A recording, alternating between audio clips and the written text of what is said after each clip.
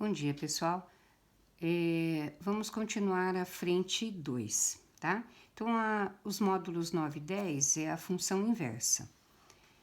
Se a função é simultaneamente injetora e sobrejetora, então ela é bijetora, portanto, ela admite a função inversa.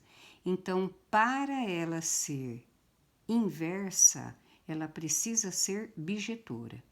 Quando que uma função é bijetora? Quando ela é injetora e sobrejetora ao mesmo tempo. Injetora, todo elemento de x corresponde a um y. Sobrejetora, a imagem é igual ao contradomínio. Qual é a regra prática para se encontrar uma função inversa? Basta trocar o x por y e isolar o y. Então, exemplo, ó. Consideramos a função f de r em r definida por f de x é igual a 3x menos 3. O domínio da função é os reais e o contradomínio também os reais, ou seja, pode ser qualquer número. Determine a sua inversa.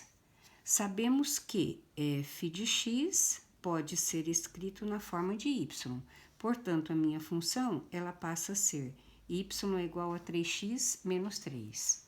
Para determinar a sua inversa, onde tem y eu coloco x e aonde tem x eu coloco y. E vou fazer o quê? Isolar o y. Então, ela ficará 3y menos 3 é igual a x, isolando o y, 3y é x mais 3, o y vale x mais 3 por 3. Portanto, essa é a função inversa representada por f elevado a menos 1 de x, que é x mais 3 por 3. Como construir o gráfico da função inversa? Basta determinar valores para x e depois inverter os valores de x e y. Baseado nesse gráfico, eu vou encontrar valores para x e encontrar a sua inversa. Então, eu vou determinar quais valores para x. Eu determino todos dentro dos reais. Eu vou determinar para x igual a 0, 1 e 2, tá?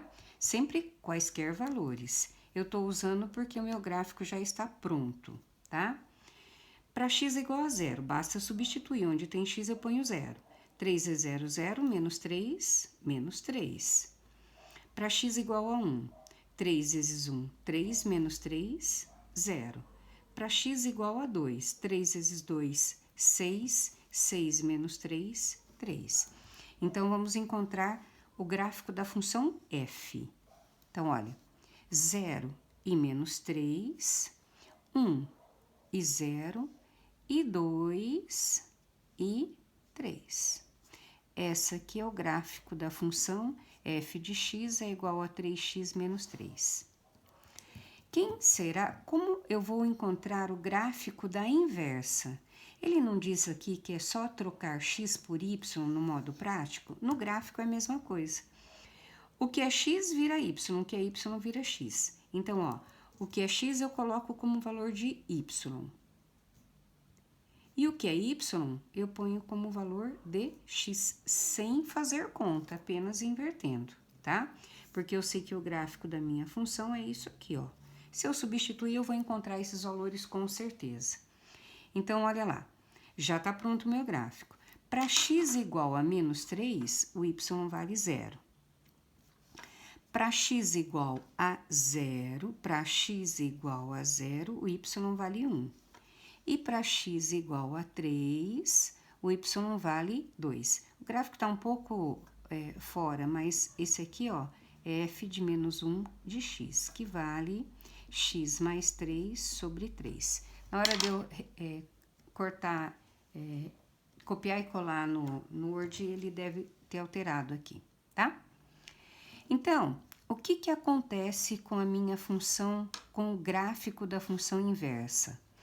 Eles são simétricos em relação à bissetriz dos quadrantes ímpares, primeiro e terceiro. O que é bissetriz? É o ponto 1, 1, 2, 2, 3, 3. Como que eu encontro a bissetriz dos quadrantes ímpares? lembrando da trigonometria, primeiro, segundo, terceiro e quarto quadrantes.